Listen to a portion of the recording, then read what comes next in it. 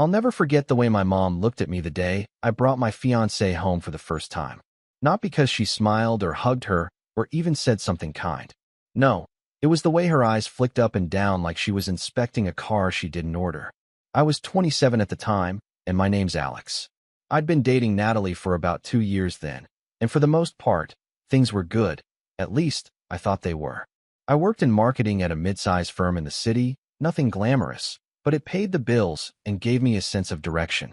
I'd recently started lifting weights and getting into shape again after letting myself go during the early years of my career. Natalie was a nurse, smart, outgoing, and way more confident than me. Everyone told me I was lucky to be with her. I believed them. My family, on the other hand, treated her with the kind of forced politeness you reserve for someone you know you're going to be complaining about the moment they leave. My mom, whose name is Denise, especially had a way of turning compliments into insults. "She's very assertive," she said after our first dinner together, over wine with my dad in the kitchen. "Are you sure that's not too much for you, Alex? You've always been the quiet type." Sensitive. That was her favorite word to use on me. Sensitive.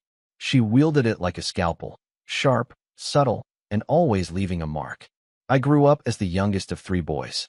My older brothers, Matt and Brandon, were more like clones of my dad.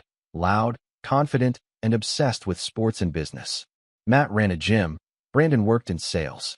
Every holiday turned into a testosterone showdown, and I was always the odd one out. I liked books. I was good with numbers. I never shouted across the dinner table just to be heard. Growing up, I learned early to stay quiet and keep the peace. My family didn't value sensitivity. They saw it as weakness. My mom, especially, had this way of painting my thoughtfulness as immaturity. If I got emotional, it was, "Why are you making a scene?" If I stayed quiet, it was, "Don't sulk, Alex. Use your words like an adult." There was no winning. When Natalie and I got engaged, I honestly thought they'd be happy for me. Maybe I was naive, but I figured they'd see how she made me smile, how I'd finally grown out of my shell. I thought maybe this would be my chance to be treated like an equal adult in the family, respected, not just tolerated. But from the second we announced it at Thanksgiving dinner, I could feel the air change. My mom did this tight-lipped smile and just said, "Oh, well, that's fast." It wasn't, though. We'd been together for 2 years, and Natalie had been pushing for an engagement for the last 6 months. I saved up for a ring that cost me nearly 3 months' salary. I was proud of it. I was proud of her. But the way my mom looked at us, like we'd made some mistake she was too polite to correct, it stuck with me. My dad congratulated me, but only after making a joke about hope she signs a prenup, which was rich coming from a man who once invested $40,000 into my uncle's pyramid scheme and still insists it would have worked if the market hadn't crashed. Matt and Brandon barely looked up from their phones. Brandon asked if she had any hot nurse friends, which he found hilarious. Natalie didn't. She just gave him a flat smile and said, "Not ones that would go for you." I tried not to laugh, but I could see my mom stiffen across the table. From then on, everything Natalie did became a target. If she offered to help in the kitchen, my mom would say, "Oh no, I've got it.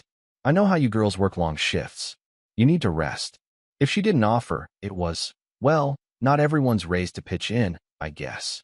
She couldn't win either, and every time I tried to defend her, I'd get pulled aside after and warned not to pick fights or ruin the mood. After that Thanksgiving, we started seeing my family less.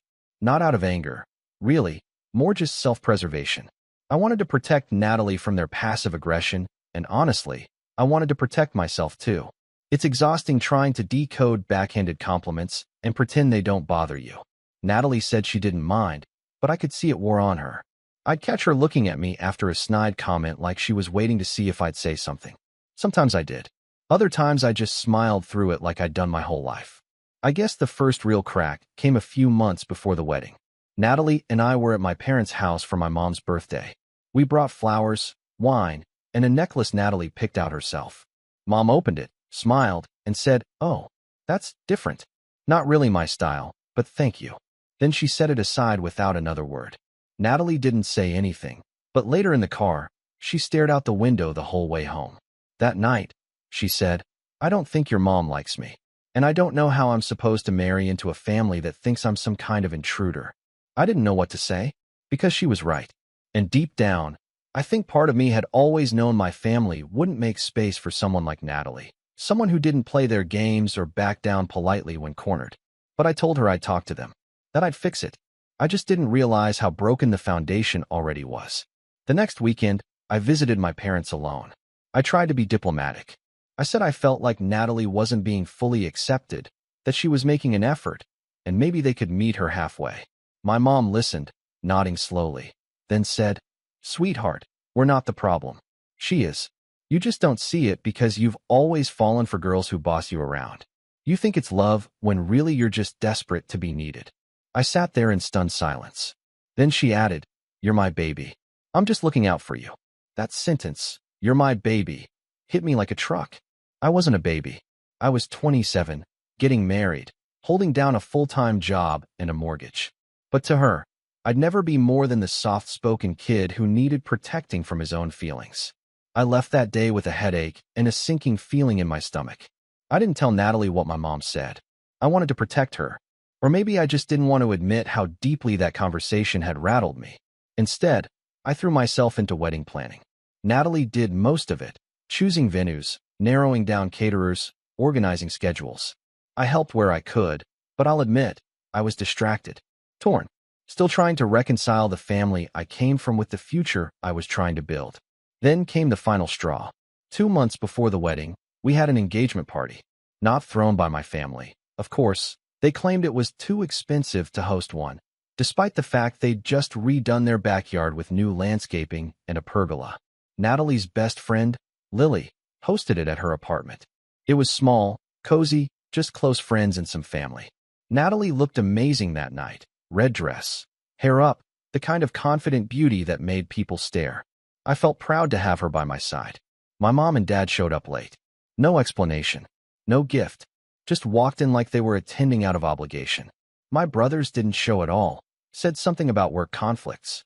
Mom gave Natalie a once-over and said, "Well, I guess Red is brave," then hugged her with one arm like she was made of glass. The whole evening was uncomfortable. Natalie tried to engage them, but they mostly talked to each other in hushed voices or made sarcastic comments under their breath. At one point, I walked in on my mom whispering to Lily's boyfriend in the kitchen, saying, "We're just praying Alex doesn't get left at the altar. This one seems flighty." That was it. That was the moment something in me snapped. Not with anger, but clarity. A hard, cold kind of clarity that settled in my chest and stayed there. I didn't say anything to her right then. I just walked back into the party and took Natalie's hand. She smiled at me, and I smiled back, but something had shifted. I knew it wouldn't be long before everything came crashing down. And I was right. Because the betrayal that followed would change everything, not just with my family, but with Natalie too. And when it finally happened, it didn't explode like a bomb. It crept in like a shadow, quiet, cold, unforgiving. I wish I could tell you that after the engagement party, things started getting better, that maybe my parents saw the error in how they were treating Natalie and backed off. But no, it got worse. Not louder, not more obvious, just deeper, sharper, quieter. The kind of toxicity that doesn't scream in your face. It just poisons the air you breathe until you can't tell what's real anymore. It started with subtle disconnections. First, my mom began forgetting things related to the wedding. Like when she told my aunt that Natalie didn't want a bridal shower because she wasn't into that girly stuff, even though Natalie had already invited her to the one Lily was planning. Or when she said she accidentally missed our registry link and instead sent us a vintage toaster from the 70s that looked like it had been dug out of her basement. "It's sentimental," she said. "I thought you'd appreciate something with family history." When I opened it, there was a note inside from my grandma, dated 1989, addressed to my dad. So yeah, not even meant for me. Natalie was starting to feel the pressure. I could see it in the way she double-checked every text message before she sent it to my mom. The way she forced a smile whenever someone from my side of the family made a passive-aggressive comment. "Maybe they're testing me," she said one night while we were lying in bed, the glow of her phone lighting her face. "Like hazing, you know? If I can survive your mom, I can survive anything." I laughed, but it wasn't funny. I didn't want her to survive my family. I wanted her to be embraced. But I didn't know how to bridge the gap between the woman I loved and the people who were supposed to love me. Then came the rehearsal dinner. We held it at a small Italian place we'd both loved for years. Intimate, warm, low-lit, nothing flashy, just our closest friends and immediate family. Natalie wore this navy blue dress with gold earrings, and I swear, everyone turned when she walked in. She had this presence. Confident. Effortless. She greeted everyone with grace, even my mom, who responded with, "Oh, you look so bold tonight." Dinner started off okay, but it didn't take long for things to unravel. My dad got into a political debate with one of Natalie's uncles. My mom asked the waiter if they had any more traditional Italian food that wasn't too spicy, even though she was holding a plate of plain spaghetti. And Matt, my oldest brother, decided that halfway through the dinner was the perfect time to bring up his new gym franchise, loudly explaining how much money he was pulling in every month while looking directly at me as if daring me to compete. I tried to keep things light. I really did. I made small talk, refilled drinks, cracked jokes. But the whole time, I felt this undercurrent. Like the tide was pulling away beneath us, and I was the only one who noticed. Natalie stayed calm, but her eyes kept flicking to me, silently asking, "Are you going to say something?" I should have, but I didn't want to ruin the night. I didn't want to give them the satisfaction of seeing us shaken. And then came dessert. We had arranged a small toast at the end of the night. Nothing dramatic, just a thank you to our guests. Natalie went first. She stood up, held her glass, and thanked everyone for supporting us, even if we'd had a few speed bumps. It was gracious, poised, mature. Then it was my turn. I stood up, looked around the room, and said something like, "We're really grateful to have you all here. I know not everything's been easy, but it means the world to have our families in one place tonight." Simple, honest. I wasn't calling anyone out. I was trying to build a bridge. And that's when my mom cut in. From the far end of the table, she raised her own glass and said, "Well, I just hope you're ready for what marriage is actually like. It's not all smiles and speeches. Some people aren't built for commitment." The whole table went silent. Even the waiter froze mid-step. Natalie stared at her. "Excuse me," she said, calm but deadly. My mom smiled that tight, plastic smile of hers. "Oh, don't take it personally. I'm just saying, I've seen women like you come and go in this family. You shine bright at first, and then," she trailed off and sipped her wine. I don't remember what I said. I think I muttered something and sat down, humiliated. Natalie didn't say another word for the rest of the night. We left early. In the car, she didn't cry. She didn't yell. She just stared out the window and said, "I don't know if I can do this, Alex. I love you, but I don't think I can marry into this." That was the first time she said it out loud. That this wasn't just about my mom being rude or Matt being a jerk. It was about something deeper, something that I hadn't been willing to face. My family didn't respect her. And maybe, just maybe, they didn't respect me either. We decided to take a break from the wedding planning. Just a week. Clear our heads. I thought space would help. I thought it would give me time to talk to my family, to smooth things over, to fix it. But I never got the chance. Because 4 days later, I got a phone call from Lily. Her voice was shaking. "Alex," she said, "you need to come over." Now, I knew something was wrong. She never called me directly, and certainly not in that tone. I drove across town, heart pounding, mind racing through 100 terrible possibilities. When I arrived at her apartment, she opened the door and stepped aside. Inside, sitting on the couch, was Natalie. And sitting beside her, too close, was my best friend, Josh. Let me give you some context. Josh and I had been friends since college. We met during freshman orientation, bonded over our shared hatred of dorm food, and became inseparable after that. He was the kind of guy who made friends in every room he walked into. Charming, funny, effortlessly likable. Everyone loved Josh, Natalie included. They always got along. I never minded. I trusted them both.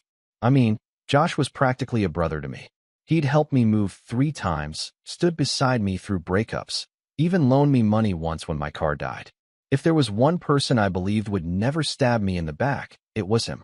But now he was sitting next to my fiancée in my friend's apartment, and they both looked like they'd been caught in a lie that had gone on just a little too long. "Alex," Natalie said, standing up. "I didn't mean for you to find out like this." I didn't say anything. I couldn't. I just stared at her, then at Josh. He stood up too. "Look, man, it's not what you think." I laughed. I actually laughed. "Really?" "Because it kind of looks exactly like what I think." Natalie stepped forward. "It just had happened. We didn't plan it. We were both confused. Confused, I said, my voice finally rising. You were confused? About what? Whether or not you were engaged to someone else. She flinched. Josh ran a hand through his hair. It was one time, Alex. Lily scoffed from behind me. Try 4. That shut them up. I turned to her. 4 times. She nodded. I only found out because Natalie told me yesterday. She said she was going to tell you after the wedding. After the wedding. Something in me went numb. Not anger. Not pain. Just silence.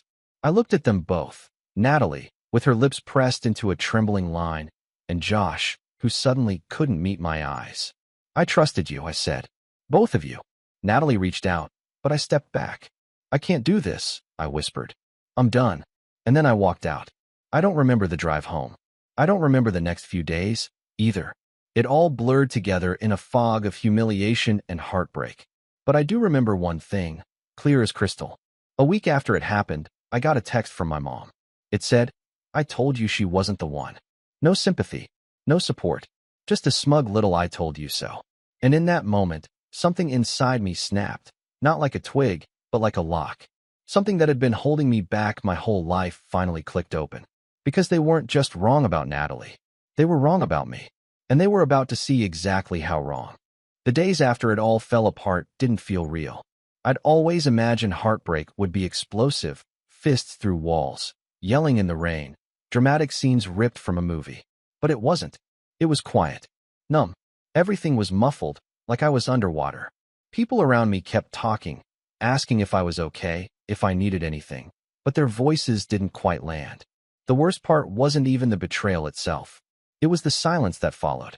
The silence in my apartment, in my inbox, in my phone.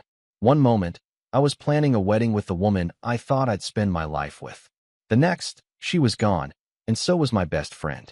I didn't cry, not right away. I didn't scream, or punch a wall, or beg anyone to stay. I just shut down. I went to work because it was easier than staying home. I answered emails like a machine. I sat in meetings and nodded on cue. I kept my camera off during Zoom calls and said, good point, when I hadn't heard a word. I became a shell with just enough strength to wear a name tag and nod. I stopped talking to my family completely. After my mom's smug text, I didn't respond. I muted the family group chat. I didn't block anyone. I wanted them to see I was still alive, still reading, but just choosing not to speak. That silence became a strange kind of power. For once in my life, I wasn't explaining myself. I wasn't smoothing things over. I wasn't shrinking to make anyone else comfortable. I was just gone, and it drove them insane. The first few weeks, I barely ate. I dropped 10 pounds without trying. Clothes that used to hug my gut started to hang off me. I'd catch glimpses of myself in the mirror and barely recognize the man looking back. Tired eyes, hollow cheeks. I looked like a ghost. But I didn't care. I didn't care about anything, really. Not until the night I saw Natalie's Instagram. It was 3 weeks post-breakup. I hadn't unfollowed her. I hadn't done anything. Just left everything untouched, like I was waiting for some reset button to fix it all. I don't know why I opened the app that night, but when I did, there she was, smiling in a new photo with Josh, arm around his waist, captioned, "Not the path we expected, but so grateful for where we ended up." Something inside me cracked. Not out of jealousy, not even rage, but realization. They didn't care. Not about me. Not about what they'd destroyed. They weren't hiding. They weren't sorry. They had moved on and expected me to be a footnote. A chapter they could reference when talking about how things got messy, but we figured it out. That was the moment the fog started to lift. Not all at once, but like the first deep breath after holding it for too long. The next day, I woke up early. Not because I had to, because I wanted to. I went for a walk before work. Just 15 minutes around the block. It was cold. My lungs burned. But for the first time in weeks, I felt something. That became the new ritual. Walk every morning. No headphones, no podcasts, just silence and gravel under my shoes. A week in, I added a jog. I couldn't go more than 2 blocks without wheezing, but I didn't care. 2 blocks became 4. 4 became 8. I started keeping a log on my fridge, whiteboard marker, just numbers and distances. It felt good to track something, to control something. Work started to shift too. I'd been coasting for months, hiding behind personal stuff whenever my performance dipped. But something about moving my body made my brain wake up. I began offering ideas again during meetings. volunteering for projects, staying late, not because I had to, but because I was invested again. I started mentoring one of the new hires, a sharp guy named Ravi who reminded me of myself 5 years ago. Smart, introverted, unsure if he belonged. Helping him helped me. Made me feel like maybe I had something worth sharing. I also started therapy. I didn't tell anyone. Just booked a session online, paid out of pocket, and went. The therapist's name was Daniel. Soft-spoken, mid-40s, glasses and a cardigan that made him look more like a librarian than a shrink. But he listened. Really listened. I spent the first session talking about Natalie. The second about Josh. By the third, I was talking about my mother. I feel like I've been apologizing for existing my whole life, I told him. He nodded. What would happen if you stopped? The question rattled me. What would happen? Would the world collapse? Would my family disown me? Would I become someone I didn't recognize? Or would I finally become myself? That night, I made a list. It wasn't fancy, just a scribbled bullet list in a notebook. Things I want. Feel strong in my body. Get promoted to senior manager. Travel solo. Cut contact with anyone who makes me feel small. Wake up excited, not anxious. That list became my anchor. I started meal prepping. Not extreme, just chicken, rice, vegetables, stuff I could make on autopilot. I stopped ordering takeout every night. I bought a used exercise bike off Facebook Marketplace and set it up in my living room. 10 minutes turned to 20. I started doing YouTube workouts. Got a cheap set of dumbbells. I didn't become a fitness influencer overnight, but I was moving, sweating, reclaiming my body. And with every drop of sweat, I felt lighter. The weight kept falling off, 30 pounds by month 3. My face looked sharper, my posture straighter. I replaced my old hoodies with fitted shirts. Not because I cared what people thought, but because I liked how I looked. I liked me. By month 4, my manager called me into his office. Said he'd noticed the change. Said he was impressed. Told me there was a senior manager position opening up in another department and asked if I'd be interested. I said yes, without hesitation. The promotion came with a raise and a new office. It also came with something else, respect. People who used to overlook me now asked for my opinion. I wasn't just Alex from marketing anymore. I was someone, and it felt earned. One night, I was at a networking event for work, standing by the bar, sipping club soda, when a woman approached me. Brown curls, glasses, sharp green eyes. I like your shirt, she said. Most guys here look like they just left a funeral. I laughed. Thanks. I used to be one of them. Her name was Claire. She worked in finance, had a sarcastic streak and a dry laugh that made you feel like you were part of a secret joke. We talked for an hour. Then 2. We exchanged numbers. She texted me that night. Next time you wear that shirt, make sure I'm around to see it. I didn't fall for her overnight. I was cautious, careful, but she was patient with me. And slowly, I let her in. She never pushed, never made me feel like I had to earn her affection. She saw me as I was, not as a project, or a placeholder, or a backup plan. Just Alex. When I introduced her to Ravi at work, he whispered, "Dude, she's out of your league." And for once, I just smiled and said, "I know." We weren't rushing into anything, but it felt solid, real. 6 months post-breakup, I had dropped 60 pounds, been promoted twice, was running 5 miles a week, and dating a woman who genuinely respected me. I'd blocked Natalie and Josh on every platform. Not out of spite, out of necessity. I didn't want reminders. I didn't want closure. I wanted peace. Then, one Saturday morning, I was walking out of a coffee shop when I saw her. Natalie, standing on the sidewalk, holding a paper cup, looking exactly the same. Same coat, same hair, same look of controlled elegance that once made me weak in the knees. Her eyes widened when she saw me. She stepped forward. "Alex." I froze. She looked me up and down, stunned. "Wow, you look different." I shrugged. "Been a while." She blinked. "I wasn't sure it was you. You've changed so much." "Yeah," I said. "I have." There was a long silence.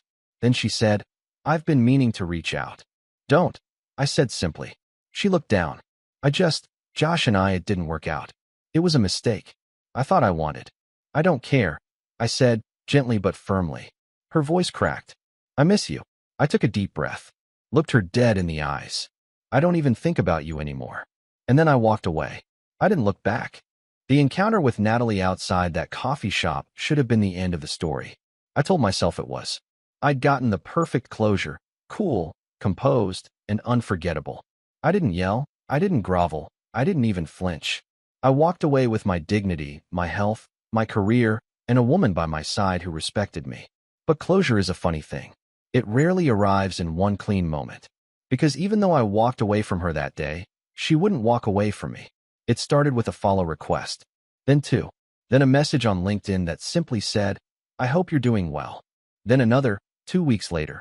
"I just wanted to say I'm proud of you." No apology. No ownership. Just quiet, persistent attempts to creep back in. I didn't respond. I blocked her on every platform she used to reach me. I thought that would be enough. It wasn't. A month later, I got a call from an unknown number. It went to voicemail. "Hey Alex, it's me. I know you probably don't want to hear from me, and I get that, I really do.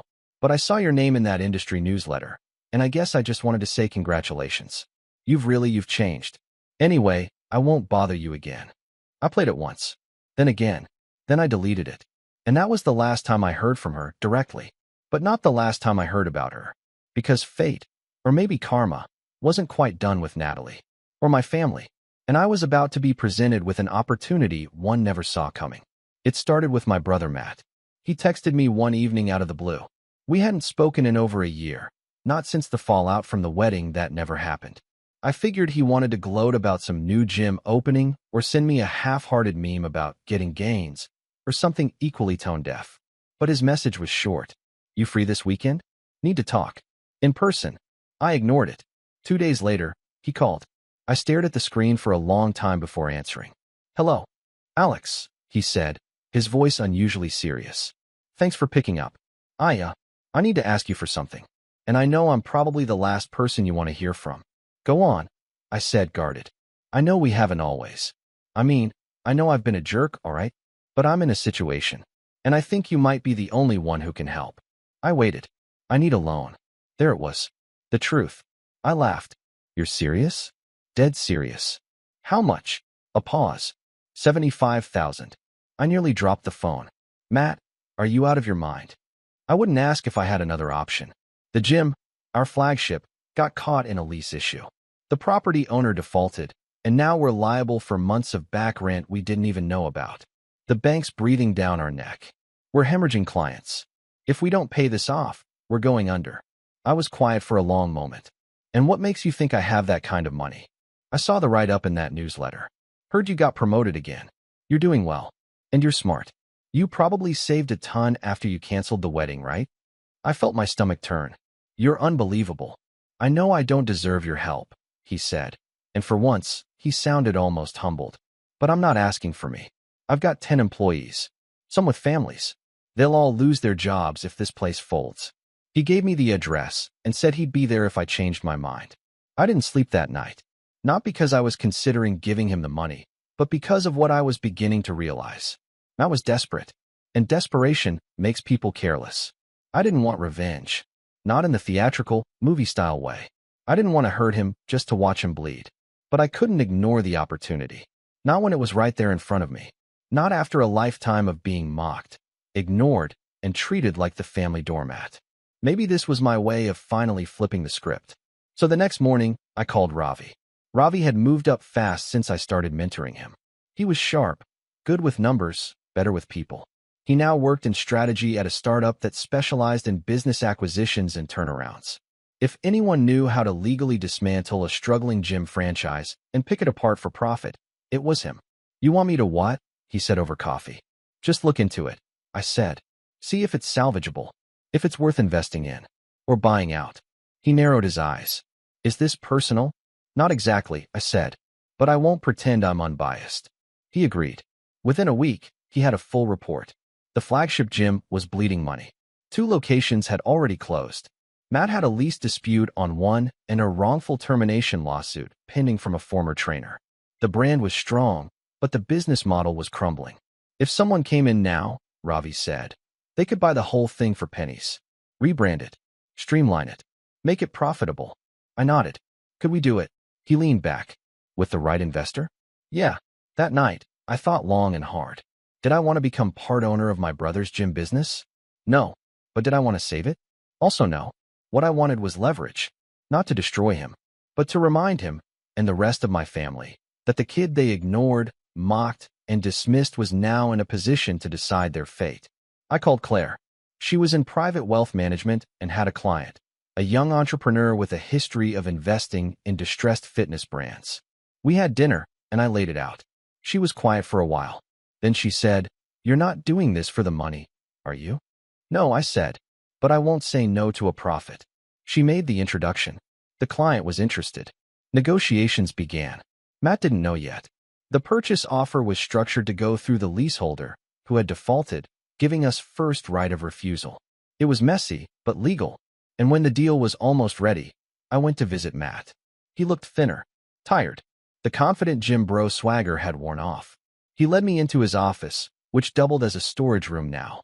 "I didn't think you'd show," he said. "I came to talk." He nodded. "So, you thinking about the loan?" "No," I said, "but I am thinking about helping you." His eyes lit up. "Seriously?" I nodded. "On one condition. Total transparency. You tell me everything. Numbers, debts, lawsuits. You don't hold anything back." He hesitated, then sighed. "All right. Yeah, you deserve that." So he told me everything. And the more he talked, the more I realized how fragile his empire really was. When I left that day, I called Ravi and Claire. "Let's move forward," I said. I wasn't doing this out of spite. I wasn't doing it to make Matt suffer. I was doing it to rewrite the story, to walk into a family gathering, someday, and have them realize I wasn't the weak one. I wasn't the failure. I wasn't the sensitive little brother who needed defending. I was the one who made it. I was the one who turned heartbreak into power. And they were about to find out exactly what that looked like. A month after that final meeting with Matt, the deal closed. It wasn't loud. No dramatic boardroom standoff. No signatures across a long mahogany table. Just a quiet transfer of ownership through a string of legal documents and contracts handled by Claire's client and Ravi's firm. The flagship location that Matt had clung to, the one he begged me to save, was no longer his. We let him find out the hard way. It was a Tuesday morning when he walked into the gym and found a new lock on the office door. A printed notice taped to the glass read, "Under new management." Inside, his old staff were already being briefed by Ravi and Claire's client, who planned to keep most of them on board, except Matt, of course. His termination notice had been sent that morning via email, along with a buyout offer for his remaining equity in the brand. It wasn't generous, but it was legal, ironclad, final. He tried to fight it. Of course he did. He called me 12 times in one day, left a voicemail every hour. His voice ranged from furious to desperate to outright confused. "You can't do this," one message said. "This is my company. This is my brand. You don't even like fitness, Alex." But I didn't need to like it. I just needed to be smart. And he'd underestimated me for the last time. The next family event was my dad's retirement party.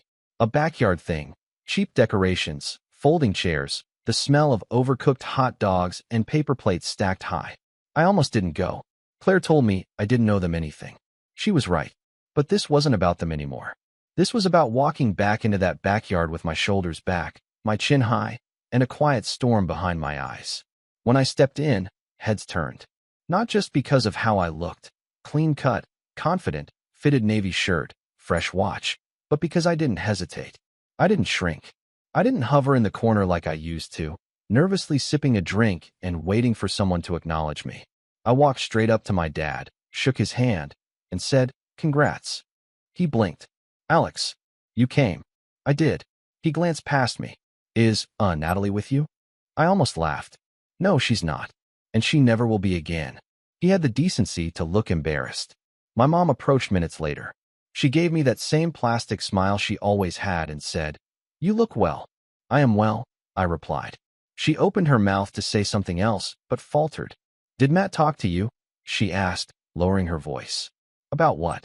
"You know exactly what." I took a sip of water, looked out over the yard, and said, "I didn't do anything to Matt. He did it to himself." She frowned. "You bought his gym." "No," I said, "but I helped someone who did." Her voice hardened. "Why?" I turned to her, locking eyes. "Because I'm tired of pretending I owe this family silence." She stared at me for a long time. "You always were too sensitive." "No," I said. "I was always paying attention." She walked away after that. The rest of the event was uneventful. Most people stayed civil. Some gave me knowing looks, some curious, some impressed, some quietly stunned. I stayed for an hour, long enough to show them I wasn't hiding. Then I left. Matt tried to rebuild, of course. Tried to start a new gym under a different name.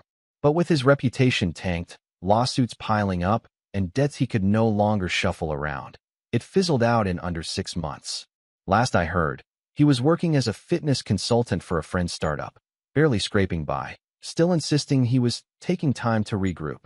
As for Natalie, she showed up again, not in person, but through mutual friends, whispers, messages passed like notes behind teachers' backs. She asks about you.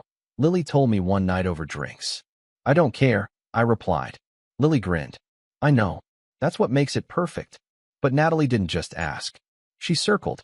I found out she'd applied for a job at a partner firm of mine, one we'd just started collaborating with on a campaign. Her resume made it to the final round. I saw her name on the list, and I made one call. Not to get her blacklisted, just flagged. I told the hiring manager I had concerns about her judgment. No specifics, no character assassination, just enough to make them pause. She didn't get the job. Was that petty? Maybe, but I slept like a baby that night. Meanwhile, my life moved forward. Claire and I took a trip to Italy over the summer. I ran my first half marathon. I took a public speaking course and gave a talk at a regional marketing conference where I got a standing ovation. I even launched a side consulting gig with Ravi, helping young professionals navigate office politics, rebuild their confidence, and carve their own path. It was during one of those sessions that a young guy named Ethan asked me, "How did you do it? How did you stop being the quiet one and start being the one people listen to?" And I told him the truth. You stop asking for permission. The revenge wasn't about money, or power, or even getting even. It was about transformation. Becoming the kind of person who didn't need to prove anything anymore, because he'd already proved it to himself. My family never apologized. Not really. There were awkward nods, occasional attempts to reconnect, but no real ownership. That's fine. I stopped needing it. Because revenge isn't about making them feel pain. It's about making them watch you become everything they said you'd never be. And I did, in every way that mattered. From the ashes of betrayal, I built a life so solid, so strong, that not even their silence could shake it. And as I stood in my new office one evening, floor-to-ceiling windows overlooking the skyline, phone buzzing with another speaking invite, I thought back to that voicemail Natalie left. I just wanted to say I'm proud of you. She never got to say it to my face, but I didn't need to hear it, because I already knew. They all saw it. And this time, they couldn't look away.